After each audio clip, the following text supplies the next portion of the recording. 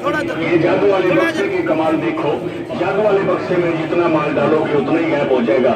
ये सामने देखो भाई, ऐसी चीजें बार बार नहीं आया करती। कभी ख्वाबो ख्याल में ऐसी चीज नहीं देखी होगी, कभी ख्वाबो ख्याल में ऐसा खेल।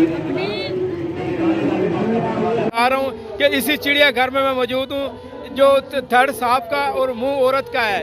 मैं अभी आपको दिखाता हूँ, ये आप देखना और ये किस तरह लोगों को बेवकूफ़ जो बना रहे हैं।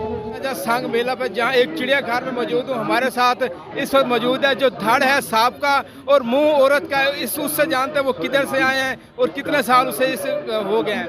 आप किधर से आए हैं? मकान से। कहाँ से? मकान से।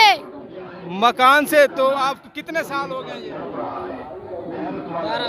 12 साल। 12 साल। ये देखो कुदरत का कृष्ण।